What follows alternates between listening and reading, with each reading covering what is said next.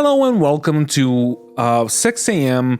Star Citizen monthly report. I just did a video with the roadmap and the Inside Star Citizen, and I promised that I'm gonna do the monthly report in the same video, but like it was so fucking lengthy, so I had to just cut it. And yeah, I told you that I'm gonna do this video instead. So let me roll the intro and let's talk about what they said in the monthly report. Hello, my name is Grumpy.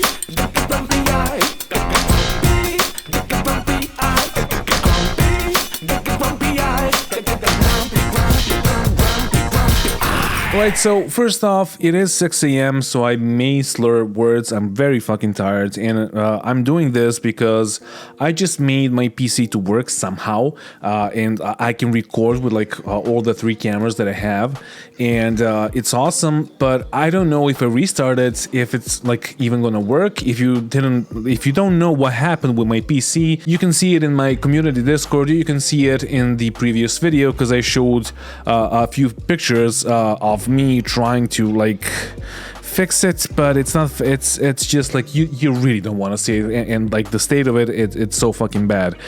But let's talk about the Star Citizen monthly report.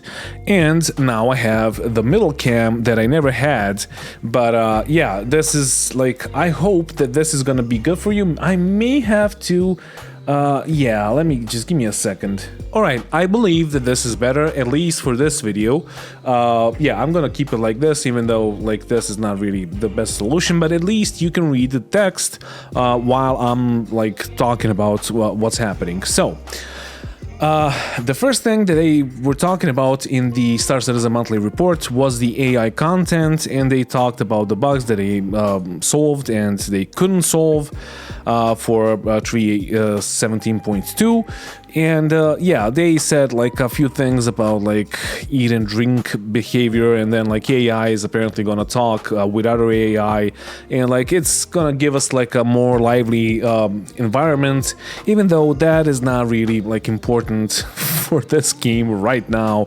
Most of the NPCs are probably just gonna fucking stand on chairs or ascend into fucking ceilings, and maybe they will have some talk, like some conversations over there in the ceilings, but you never know. The next thing is gonna be the AI features, and like the most notable things here are like yeah, there's gonna be like more perceptive AI basically, because they're gonna actually like hear gunfire and like react to that or to steps or whatever. Yeah, there's gonna be like investigation behavior, and they will like they improved the consistency of cover selection basically. And yeah, there's gonna be some mantling and vaulting over obstacles with AI, which I don't know if we ever had in this game, but yeah, it's a nice addition, I guess. Now in AI tech, they said a bunch of things that like are not really like important to you guys or even me, because like it's mostly like game dev stuff, and we really don't care about game dev stuff on this channel. This camera is a bit janky, so let me just fix it a bit like this. There we go. And yeah, like they were talking about ship reinforcements in 3.17.2 and how they fixed the AI, and like it's not rubber banding, but it is. Like we all know, we played Siege of Horizon, we played 3.17.2. It's all fucking broken. So yeah, like slow reaction times and decent teleports, like fucking like players are teleporting really badly, and like then you have the NPCs that like they're even fucking worse. And the worst thing is, when you look at the players, you can notice that the server doesn't update like to you for the client. It doesn't update the player relation statuses, like the location where another player is, but it will update if the guy is reloading or if he's using a med pen. So you can see him just like standing there and using a med pen or reloading, but suddenly he will teleport, because like, yeah, I guess that's like top priority, or that has like more priority than like just I don't know, walking and like giving us an actual position of that player, especially if that player is an enemy. But yeah, whatever. So the next thing is gonna be the AI vehicles. They're still like working on ship modes for AI. So at some point, AI will be able to jump. They will actually be able to fly above SEM, which I don't know. I think they already did, but apparently they haven't. So whatever. And with animation, facial animation, like female vendors, like okay, whatever, dude. We don't care. It's just like none of like when I say I don't care and we don't care, we really don't care about things that at this point, like this is all awesome. Don't get me wrong, but at this point, it's not really important because the game is buggy as hell. First off, secondly, yeah, like there is nothing to do. Like if you have spent like more than 3 months in the game, there is nothing to do in the game anymore. And yes, we have events, and events could be amazing, but Orison is broken to desync, and then you have Jump Down, which is like even more broken with all the ships disappearing, or when you can't even target a ship, or you lose a lock on a ship when he's like 300 meters away from you. That's seriously bad, and that shouldn't be happening, but it's happening, and yeah, it is how it is, and whatever. So animation, do we really care? Not really. Motion capture team is currently building their new studio. We saw it in the IC. It's in Manchester, and it's gonna be awesome and amazing and all of that, but yeah, whatever. To us, the gamers, it doesn't really matter. So, art, art team continuing their work on Frontier in high fashion outfits. We saw the Frontier is like ponchos and all of that. It looks amazing. Yeah, it's gonna bring us some variety, although I would love to see those like ponchos and those robes and whatever being worn over the undersuits, at least over the undersuits, or maybe over the light armor. I don't know, like it would be cool. Now, the most important thing for like most of you is gonna be the ships. So throughout July, the UK ship art continued the gray box pass on the Argo SRV. So that is gonna be probably released on Invictus, I guess, question mark. Although it could take them a bit longer, but we'll see. I think that they're aiming for Invictus. Development of an unannounced ship continued. Okay. July saw the gray box pass complete on the cockpit, dashboard, habitation, and a cargo hold. So it's a big ship, and we do not know which one it is. Like, is it gonna be like medium size, like a Cuddy, or is it gonna be a large ship? I think it's gonna be like a medium sized ship. It might as well be another Cutlass Black, or not Cutlass Black, Cutlass fucking Gray, or whatever, and it's gonna be like $300. We don't know. So yeah, the final air pass on an unannounced ship vehicle was finalized, and I guess this is the Centurion. The artist then moved on to a pass of the Mescal Sea. So for you guys that are the owners of Mescal Sea, that's gonna be that's gonna be a huge fucking deal. The white box pass began on an unannounced variant of an existing ship, with modifications to the exterior nearing completion. So why don't you announce it? But yeah, whatever. Resource management pass on the Aegis Hammerhead also began. This includes adding relays and modifications to the existing component base to make them all functional, with some tweaks to their placement for balance. So that is gonna be a huge thing for the Hammerhead owners. I have one as a loaner, and I can't wait to see what they did with it. In the US, Arts transitioned to their final pass on the Drake Corsair.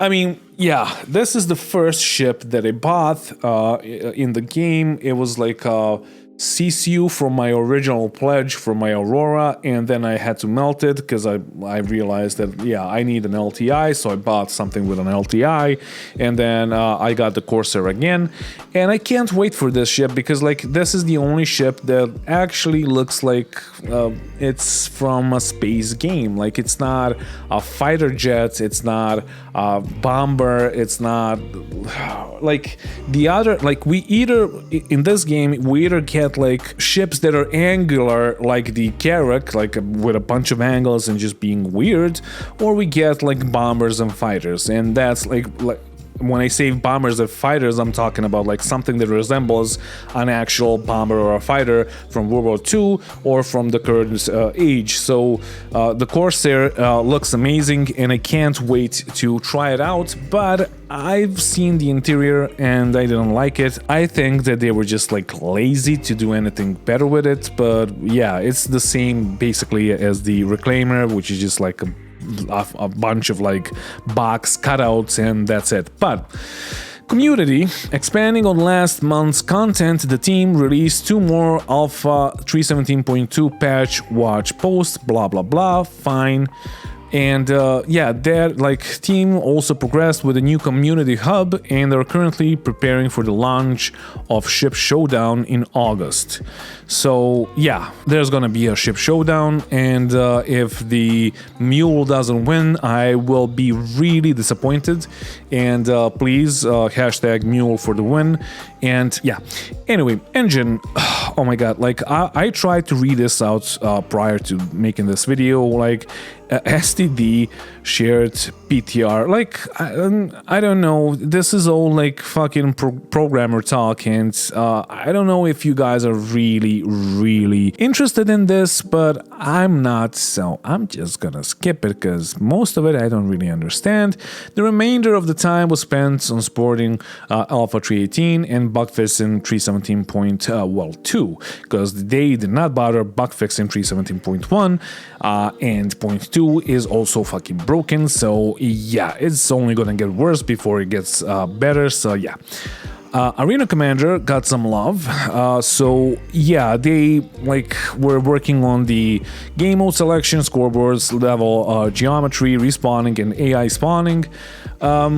Yeah, you probably saw in the last or in the roadmap roundup from yesterday, you probably saw that they are doing some new, like, well, not maps, but like you're gonna have the snake pit in Arena Commander, so that's a big thing. Then you have features, characters, and weapons.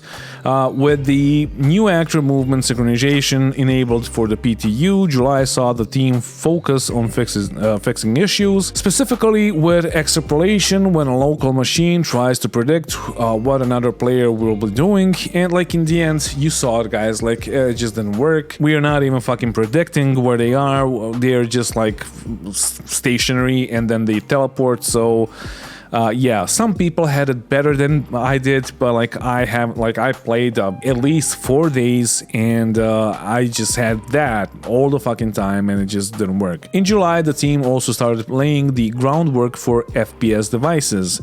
There are already some examples of these in the game, such as grenades and mining gadgets, but as the list of devices expands, the team wants to take a more systemic approach to ensure the setup and the flow are consistent across the board. Okay, we like know that like grenades are prone to like dropping like right in front of you. Like you can toss it as far as you want to, but it's gonna like drop in front of you. The mining gadgets are just janky as well, so yeah. Like, I don't know, like I was reading this, like the engine thing, and I was like, are you guys even fucking working on the server tick rate? Like, I can see that you're working on a bunch of things, but like the server tick rate, like if that fucking improves, we can tell you if the other things are good or not.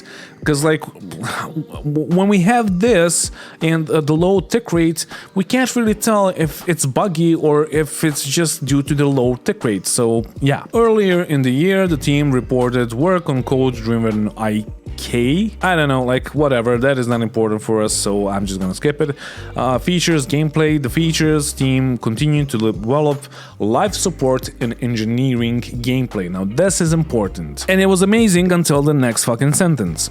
This included work on the Mescal A, as it's the first ship with interactable relay points that control resource distribution. So, at one point, let me just switch to this medcam, and I don't know, yeah, you can see me.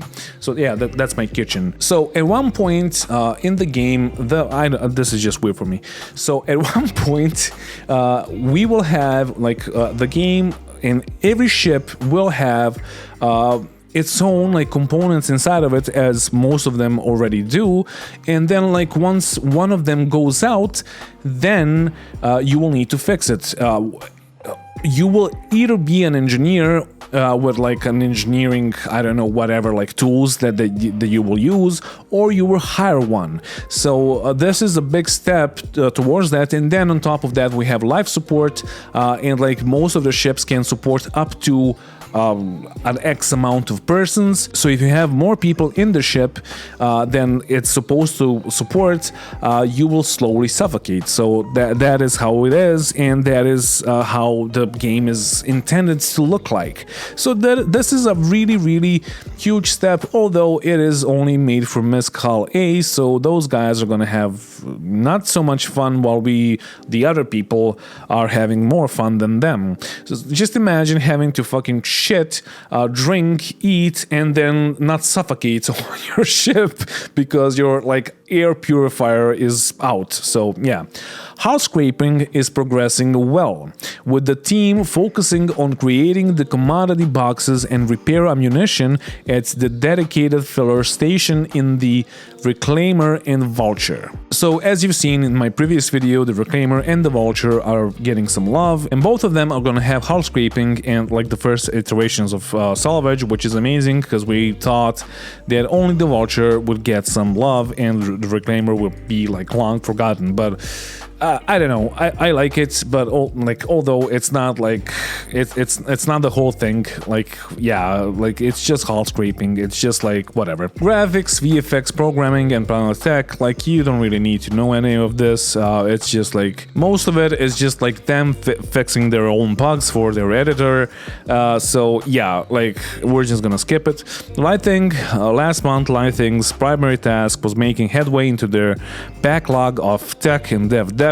I mean, okay, nothing really important here. There's gonna be, as I've said in the last video, sand caves in the next patch. They will have like more natural lights inside of them, and yeah, there are like crash sites of the MSR and the 600i, and they were doing lighting for that and for the upcoming racing track on Orison. So yeah, narrative, I mean, yeah, whatever. The only thing is, and I skipped this, it was also mentioned in the engine, they are mentioning pyro, and like they're constantly mentioning server meshing. So yeah, it's fucking confirmed, it's gonna happen. It's gonna be probably buggy as hell, but it's gonna happen, and it's gonna work somehow, I guess. But yeah, here they're talking about like how pyro is gonna work, not in depth, but like they're talking amongst each other. They're trying to figure it out, etc. It doesn't really matter. Then you have tech animation. Years of development and quick fixes are being triaged, consolidated, and revamped to fully conform to their coding standards and modularize the code base to be more accessible to the technical animators. So yeah, they're just like fixing their own shit that they made in the past fucking 10 years. Online services, yeah, there are some like improvements to performance. Then you have bug fixing and character reset. Testing were done for the new login flow. They then moved on to a phase 2 of the refactor, ledger and wallet, which will change how currency is handled in the game. They have also resetted our fucking wallets twice now. gave us a mail just to be silent. So the team also completed the new Chrono service, which offers a programmatic API for distributed timers and alarms. For example, in the expiry of rental entitlements. I mean, okay, yeah, fine, that's cool. They're probably gonna stay forever in your ASOP terminals anyway, so it doesn't really matter. But lastly, the team completed the first refactor of the new inventory management system, which is needed for the persisting streaming for the PES, which is needed for the server meshing. So this is currently in the internal testing with the actor feature team and affects almost all inventories in the game, though is invisible to the player. So why did I read all of this? I don't fucking know, but yeah, whatever. And then we go to the Live Tools Montreal. This is all like programmer stuff and programmer talk. Like, it doesn't really matter for us, the players. Now, turbulent web platform, and now we have something that is very, very interesting and that I wanted to talk about. So last month, Turbulence Web Platform team worked on cleanup of the Misk and Crusader skins in the CMS tool, blah blah blah, in the Pledge store. The team worked on creating clearer disclaimers around Warband SKUs. I don't know what an SKU is. It's an whatever. Concept standalone ships and buyback rules relating to discounts. Okay, we'll see what happens with that. But here's the main thing. The community team continued to work on new features for the community hub, adding moderation and honor system in July. So how this is gonna work is gonna be really interesting. So I guess that all of this is gonna be tied to like people reporting each other or whatever, and then having upvotes and downvotes, and then like people with more upvotes, so the White Knights are gonna like prosper from that. Maybe I'm completely fucking mistaken, but I am a bit concerned about the honor system. But yeah, we'll see. UI, last month the UI team continued developing the new star map, improving labeling and yeah, okay, make a new star map, but please fucking make a new mobiGlas. Like you're telling us that you're gonna make a new mobiGlas forever now, and yeah, like where is the mobiGlas? And then yeah, star map is completely fucking broken and it needs to be reworked. But are you just doing this for no reason? Because like once we get the new mobiGlas, you will probably need to rework it again. Like, I don't know, but yeah, I guess we will see. Bugs were also fixed for the Siege of Horizon update, and adjustments were made to the loadout systems in support of persistent streaming. So yeah, they are like future-proofing themselves. First time that I fucking saw that. So yeah, they're just like waiting for the PES and for the server meshing, and they are like all in and trying to like work on it and get it released, basically. VFX. July saw the VFX team collaborating with the art and the lighting teams on modular sand cave locations. I talked about this already. We saw it in one of the ICs like a month ago, I think. And yeah, they're gonna look like they look better than the rocky caves that we currently have. And I guess that they're gonna rework the caves that we already have to get them like up to the standard of these caves. But yeah, what do I know? Finally, VFX Concept kickstarted the pre-production of the quantum travel experience and a general quantum travel visual overhaul. Like that was needed forever now, and thank you for doing that, because like Jesus Christ, I can't be bothered with the quantum travel and trying to jump somewhere and it just doesn't fucking work. Yeah, it's just VFX, but that's gonna be tied in with the coding and all of that, and yeah, in the end it should all work better, and it should all probably work properly this time. So So yeah, that is it, guys. Like a bunch of stuff has been said. None of it was really that important, but some of it was really good. So yeah, thank you for watching, and thank you to all my patrons for supporting the channel. If you want to support the channel and me changing my case for the PC so I can actually put all the things inside of it, hop into my community Discord if you don't know what I'm talking about. If you want to support the channel, there's gonna be a link down in the description of the video. It's a Patreon link, and you can send me a few bucks there. And after I fix this shit up, I can buy some ships so I can give them away to you, or so I can review them and then maybe give them away. So yeah, again, thank you for watching, and tell me down in the comments what you think about all of this. I know that like most of you are gonna do that, but like yeah, I'm excited about 3.18, 3.17.2. I don't fucking want to play it anymore, but yeah, I don't know. Don't forget to bring a tunnel when you travel into space, and bye.